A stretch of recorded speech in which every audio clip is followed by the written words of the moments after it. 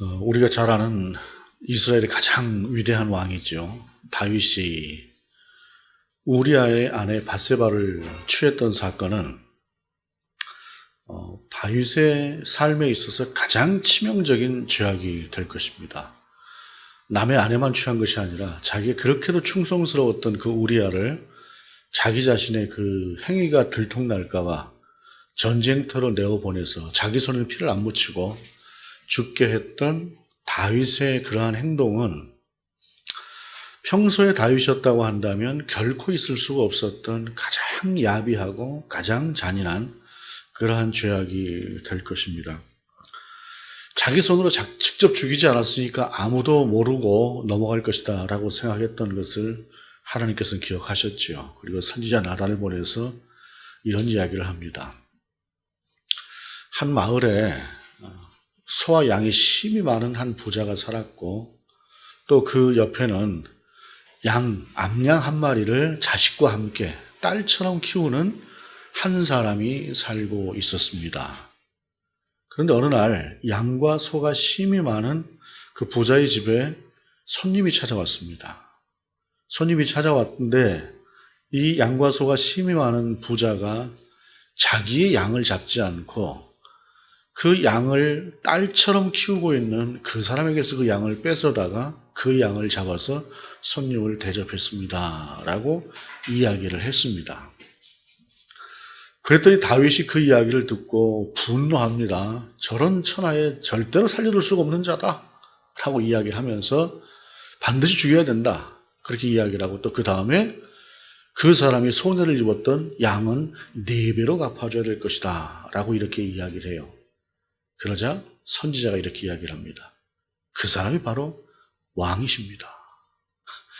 그 이야기를 듣고 다윗이 참담했지요. 그렇게 해서 기록된 시편이 시편 51편입니다. 시편 51편을 보면은 그가 얼마나 전심으로 하나님을 향해서 돌이켜 회개했는가라고 하는 것을 알 수가 있어요.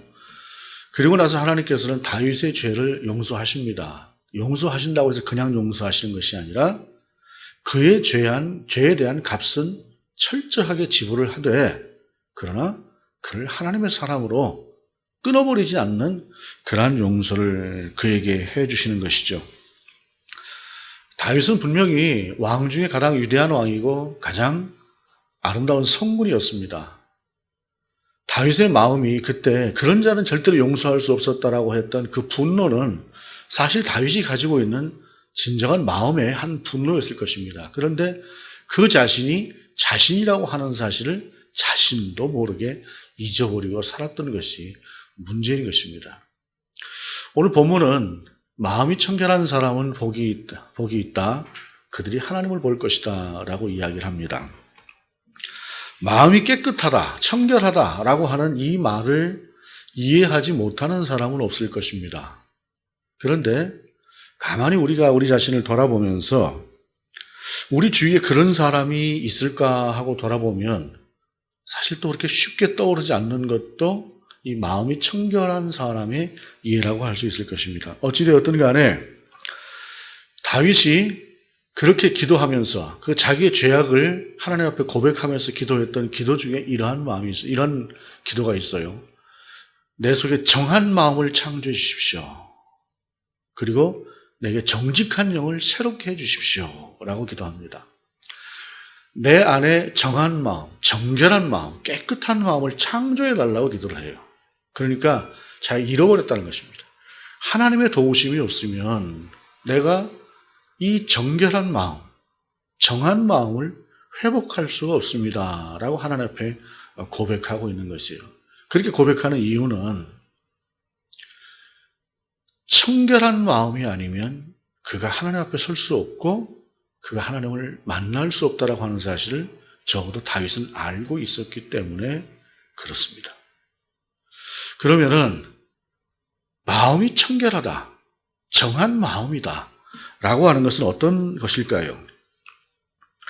깨끗한 마음을 가져야만 하나님을 볼 수가 있고 하나님 앞에 선 사람은 그야말로 깨끗한 마음을 가져야만 하나님 앞에 설 수 있는 자격을 얻는다라고 하는 것인데 오늘 본문 속에서 말씀하고 있는 마음이 청결한 사람에서 마음이라고 하는 것은 지난주에도 우리가 보았던 심령이 가난한 사람은 복이 있습니다 라고 했을 때 그 심령이라고 하는 단어는 푸뉴마라고 하는 단어예요. 그래서 그 단어는 사실 좀 영적인 의미에 가깝습니다. 물론 마음으로도 번역을 합니다만은 실질적으로 우리가 어떤 영이 깨끗하다 라고 이야기를 할 때에 그 사람이 마음이 깨끗한 것이기도 한 것이 이란 또한 마음인지라 그래서 푸뉴마라고 하는 영적인 의미를 이 마음이다라고 번역을 하기도 했어요. 그러나 오늘 본문 속에서 이야기하고 있는 마음은 카르디아라고 하는 단어인데 푸뉴마라고 하는 단어가 좀 영적인 쪽을 가리키는 것이라고 한다면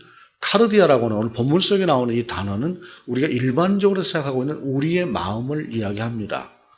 우리의 마음이라고 하는 것이 다윗처럼 어떤 경우에는 자기 자신이 굉장히 의롭다라고 생각을 하고 의로운 판단을 하고 의롭게 분노한다고 생각함에도 불구하고 그것을 이미 넘어서 버리는 자기 자신을 발견하지 못하고 있는 것과도 같은 어쩌면 내가 나 자신을 제대로 알고 있지 못하는 것 같은 그 마음 우리가 이야기할 때 내 마음을 나도 모르겠다라고 하는 표현을 하기도 하지 않습니까? 바로 그 마음을 본문은 이야기하고 있는데 그 본문 속에서 마음이 청결하다라고 하는 것은 정말로 마음이 깨끗한 사람이다라고 하는 것인데 이 깨끗하다라고 하는 것이 실질적으로 그렇게 쉽게 찾아볼 수 있는 대상은 아니다라고 하는 사실입니다. 인생을 살다 보면서 우리가 이런저런 풍파들을 겪고 하다가 어찌 보게 되면 저 사람은 정말로 마음이 깨끗한 사람이다라고 생각했던 사람조차도 10년을 보고 20년을 보면서 변해가는 모습들을 보기도 하지요. 나 자신의 모습을 가만히 들여다봐도 한편으로 좋아지는 내 마음도 있지만 또 한편으로 보게 되면은 과거에 가지고 있었던 그 깨끗함이라고 하는 것이 많이 퇴색되어져 버린 그러한 경우도 우리가 자신이 발견할 수 있어요. 그래서 이 마음이 청결하다라고 하는 의미는 일반적인 우리 이 마음이 청결하다라고 하는 그러한 의미이기도 하지만 청결하다라고 하는 이 마음 속에 있는 이 말 속에 있는 진정한 의미라고 하는 것을 우리가 생각해 볼 필요가 있어요. 왜냐하면 마음이 청결하다라고 하는 것이 정말 일반적으로 이야기하는 그러한 마음, 그 마음의 깨끗함을 이야기한다고 한다면 우리가 그것을 회복한다고 하는 것 자체가 그리고 그것이 하나님 앞에 서는 조건이라고 한다면 우리가 그 조건을 맞추는 것이 쉽지 않을 수도 있기 때문에 그렇다라고 하는 사실입니다. 먼저 본문 속에서 이야기하고 있는 청결이다라고 하는 단어는 카다로이다라고 하는 단어인데 이 단어는 마음은 우리가 일반적인 마음을 이야기하는 거지만 여기서 이야기하는 깨끗한 마음, 청결한 마음이다라고 하는 것은 신앙적인 의미에서의 깨끗함을 이야기를 해요. 그러니까 마음이 청결하다라고 하는 것은 두 가지 의미를 갖는데 세상을 살아가면서 우리가 일반적으로 갖는 우리의 마음도 깨끗해야 되지만 그러나 그 속에서는 하나님 앞에 내가 서는 사람으로서 깨끗한 마음을 가져야 될 하나님이 기뻐하실 만한 그러한 마음을 갖는 자세 이것을 이야기하는 것이다 라고 하는 것을 이야기하는 것입니다. 그렇다라고 한다면 우리가 정말 이렇게 마음이 깨끗한 사람이다라고 하는 것을 주위에 찾아본다고 할 때에 그 사람이 쉽지 않은 것처럼 어떤 한의 샘플을 찾는 것 자체가 그렇게 쉽지가 않은데 그러면 성경 속에서 말씀하고 있는 마음이 청결한 사람의 예를 찾아보라고 한다면 누구를 찾아볼 수가 있을까? 성경에는 요한복음에만 나오는 나다나엘이라고 하는 사람이 있습니다. 나다나엘이라고 하는 사람을 우리 예수님께서 만났을 때에 그 나다나엘을 우리 주님께서 이렇게 평가를 하세요. 저 사람은 참 이스라엘 사람이고 마음에 간사함이 없는 사람이다 라고 이야기를 합니다. 참이라고 하는 말과 간사함이라고 하는 말은 상당히 대비되는 전혀 반어적인 그러한 반의적인 의미를 갖고 있어요. 예수님께서 나다나엘을 가리켜서 저 사람은 참 이스라엘 사람이다라고 얘기를 했던 부분은 어떤 것을 이야기하느냐 하면은 이스라엘은 기본적으로 하나님의 율법을 지키고 살아야 되는 사람입니다. 우리가 그리스도인으로서 그리스도인다운 삶을 살아야 되는 것처럼 이스라엘 사람들에게는 이스라엘 사람다운 율법을 지키면서 사는 것이 필요한데 이 율법을 지키고 산다고 하는 것이 어느 순간인가 문자적인 의미로 변질되어져 버리면서 그저 형식만 지키면 되는 것 같은 삶을 사는 사람들이 많았습니다. 그런데 나다나엘은 문자적으로만 그것을 지켰던 것이 아니라 하나님께서 주신 그 율법의 의미대로 하나님을 생각하면서 하나님의 뜻대로 사는 삶을 그가 고민하고 살았던 그런 삶을 살았던 사람이다라고 하는 것을 우리 주님께서 말씀하셨던 것이에요. 그 다음에 또 말씀하고 있는 것이 참 이스라엘 사람이다라고만 이야기하는 것이 아니라 그 다음에 마음에 간사함이 없는 사람이다라고 이야기를 했어요. 마음에 간사함이 없는 사람이다라고 하는 것은 어떤 것을 이야기합니까? 우리가 간사함이다라고 하는 것을 굳이 말과 언어로 표현하지 않아도 우리는 간사한 사람이다라고 이야기를 할 때에 간사한 사람이 어떤 사람인가라고 하는 것을 우리의 삶을 통해서 경험한 바들이 분명히 있을 것입니다. 특별히 이중적인 마음을 가지고 앞과 뒤가 다르고 앞에서는 뭔가 나를 위해서 이렇게 해주는 것 같은데 돌아서고 나서는 나를 뒤에서 험담하고 욕하고 하는 그러한 이중적인 마음을 갖지 않는 사람을 간사함이 없는 사람이다라고 이야기를 하는 것이죠. 율법 중에서 가장 핵심적인 것을 들라고 하면 우리 주님께서 말씀하셨던 것이 하나님을 사랑하고 네 이웃을 사랑하라고 말씀하셨습니다. 그럼 네 이웃을 사랑한다라고 하는 것이 어떤 의미일까요? 이웃의 입장에서 이웃을 봐주는 것이죠. 사실 요즘은 이웃이라고 하는 말이 참 많이 사라진 세대를 살고 있는 것 같습니다. 옛날에 우리가 살았던 시대는, 옛날의 시대는 담을 사이에 두고 살았습니다. 담을 사이에 두고. 그런데 지금 우리가 사는 시대는 벽을 사이에 두고 살고 천장을 사이에 두고 살고 바닥을 사이에 두고 살고 있습니다. 담이라고 하는 것만큼 적당한 경계와 그러면서 그 담 하나 사이로 있는 그 가까움, 적당한 그 거리라고 하는 것이 없이 벽과 벽 사이에 천장과 바닥 사이에 이렇게 살면서 어느샌가 사람은 자기 자신에게 필요한 어떤 사생활이라고 하는 것을 생각하게 되고 그리고 그 사생활을 유지하는 과정에서 특별히 그것을 방해하게 되어지는 여러 가지 사건, 예를 들자면 소음이라거나 냄새라거나 이런 것들로부터 너무 가까이에 있는 것들이 사람으로 하여금 이웃과의 거리라고 하는 것을 멀게 하는 요인도 있을 것 같습니다. 특별히 지금 세대는 그냥 나만 생각하잖아요. 조금 넓게 생각하면 가족 이렇게 생각하고 그 이상을 별로 배려하지 않는 그러한 시대를 살면서 이웃이라고 하는 개념이 사라져버리고 없습니다. 그런데 교회는 다행스럽게 형제라고 하지요. 함께 신앙생활을 하고 있는 사람들, 그 사람들을 형제라고 생각을 하고 형제라고 말로 고백을 하기도 합니다. 바로 이러한 형제가 성경에서 말하는 이웃을 이야기하는 의미인데 그들을 사랑한다라고 이야기를 할 때에 이웃의 개념을 성도의 개념, 같이 신앙생활하는 우리가 같은 형제된 자매된 사람들의 개념으로 생각을 한다고 할 때에 그 형제를 사랑한다고 하는 것이 그저 하나의 형식적으로 드러나는 것으로 주일날 만날 때만 그냥 이렇게 반가운 것처럼 살아가는 것, 이것을 사랑이라고 하지 않습니다. 저 사람이 정말 어떤 고민이 있는 것 같다라고 할 때 말로 위로해 주지 않는다고 할지라도 뒤에서 조용히 기도해주고 그 사람에 대해서 관심 가져주고 그리고 정말로 내가 뭔가 도울 일이 있을 때는 내 도움이라고 하는 것을 그에게 주기를 원하는 마음, 이러한 것들이 이웃을 사랑하는 사랑의 마음이에요. 그런데 이것이 형식적으로 예를 들자면 지난주에 보았던 바리새인이 성전에서 기도하는 나는 뭐 이런 거 다 율법을 지키고 11조도 하고 합니다라고 하는 것처럼 밖으로 드러내는 것에만 관심이 있는 그러한 것이 아니라 그저 어떤 하나의 그 립서비스라고 하는 말을 많이 쓰지요. 입으로만 하는 그런 것이 아니라 정말로 마음을 가지고 상대를 살피고 상대를 돌아볼 줄 아는 그러한 사랑을 할 줄 아는 사람이 바로 나다나엘, 저 사람은 참 이스라엘 사람이다 라고 하는 말의 의미였다라고 하는 사실입니다.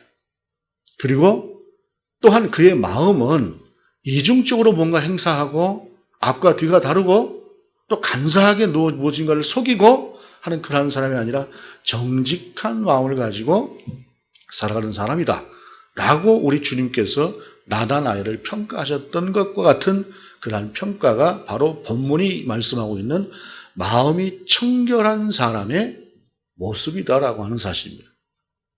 그러한 사람을 하나님께서는 요구하시고 그리고 그러한 사람을 하나님께서 만나주신다라고 하는 것을 이야기하는 것이죠. 우리는 정말로 날마다 하나님의 도우심이 필요하고 하나님을 만나고 하나님 앞에 나를 아뢰는, 그래서 하나님으로부터 도움을 받아야 되는 그러한 삶을 살아가는 사람들입니다.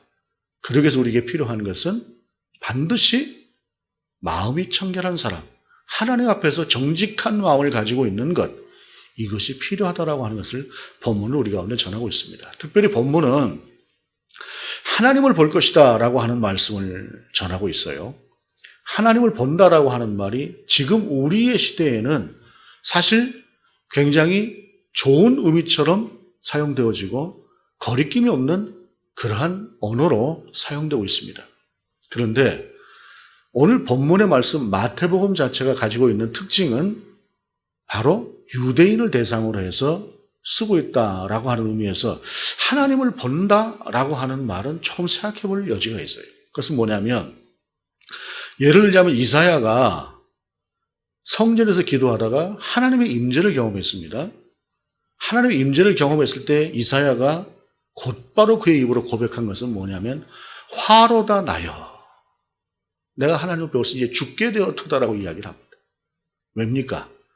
이스라엘 사람들에게서 전통적인 개념이라고 하는 것은 우리 인생이라고 하는 것이 하나님 앞에 정결하지 못한 사람이에요. 그런데 하나님은 완전하신 의로우신 분이에요. 그 완전하신 하나님의 의로우신 하나님께서 우리 가운데 나타났을 때 부정한 나로서는 그 하나님을 도저히 뵐 수가 없는 것이죠.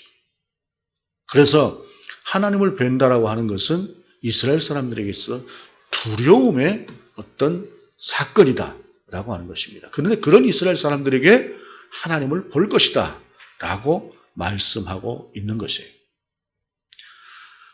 이것은 예수 그리스도 이전과 예수 그리스도 이후에 변화된 모습을 우리 가운데 전하는 것이기도 합니다. 제가 어렸을 때만 해도 특히 지방 같은 경우에는 자식으로서 아버지는 대단히 어렵고 힘든 분이셨습니다. 때로는 두렵기도 한 분이 아버지셨습니다. 그래서 아버지하고 같이 있으면 굉장히 불편해요.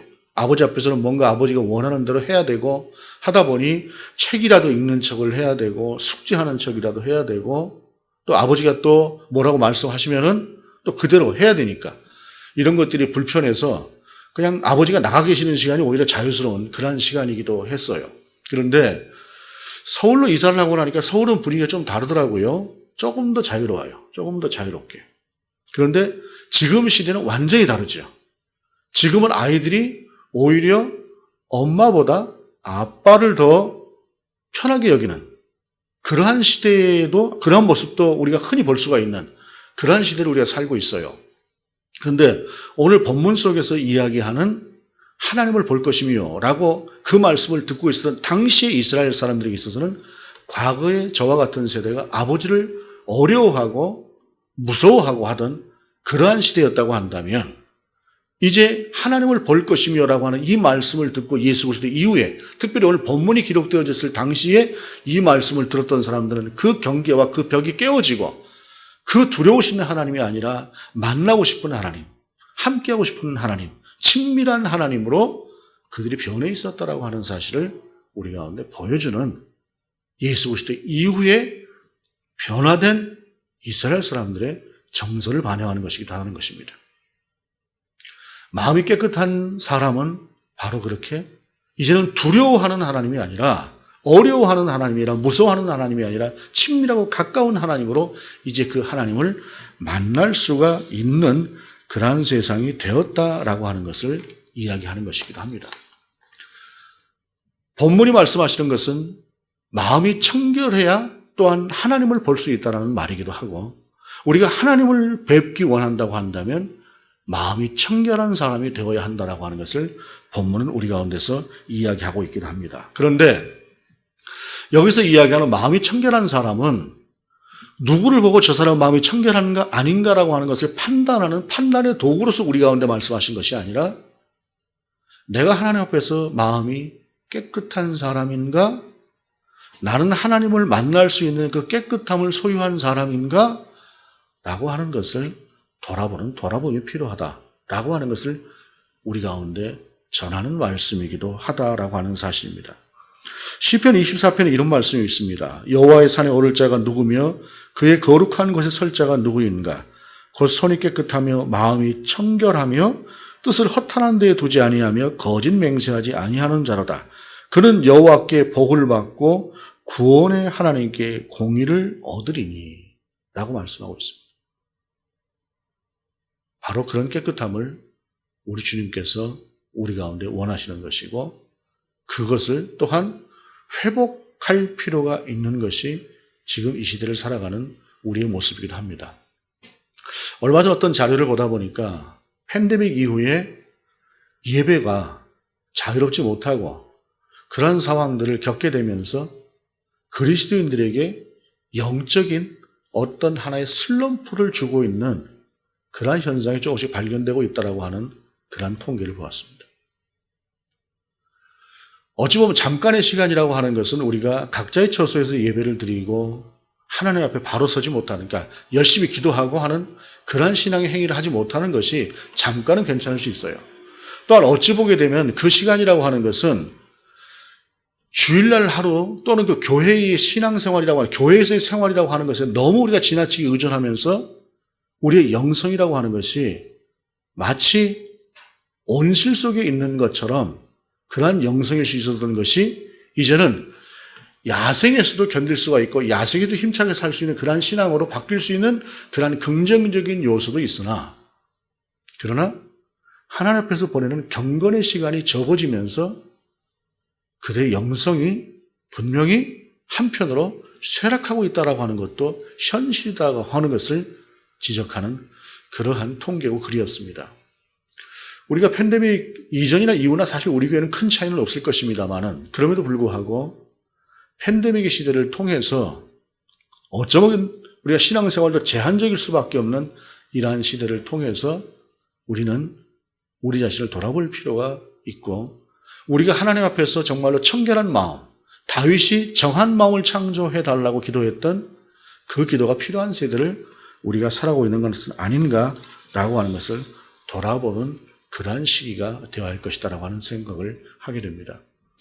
마음이 청결해야 하나님은 우리를 만나주신다고 이야기를 합니다. 물론 그 청결함이라고 하는 것은 예수 그리스도의 대속의 피로 우리가 회복하고 나갈 수 있습니다.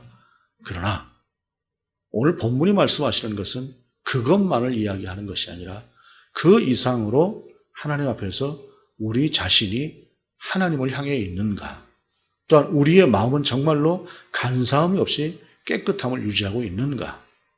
하나님 우리를 만나기 원하시는 하나님이시죠.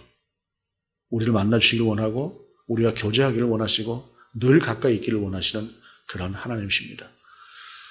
우리가 비록 부족하고 연약할지라도 하나님 우리를 만나주시지 않는 것은 아니나, 그러나 마음이 청결한 자를 기뻐하시면서 우리를 보시는 그 하나님의 보이심과는 거리가 있다라고 하는 사실을 생각하면서 정말로 이 시대에 자기밖에 모르는 시대, 욕심으로 가득한 세대, 정말 하나님이 아닌 다른 것들로 가득 채우려고 하는 시대 가운데서 우리가 지난주에 보았던 심령이 가난한 자로, 그리고 오늘 주시는 이 말씀인 마음이 깨끗한 사람으로 하나님 앞에 서며 하나님과 좀 더 가까이 동행할 수 있는 저와 여러분이 될 수 있기를 원합니다.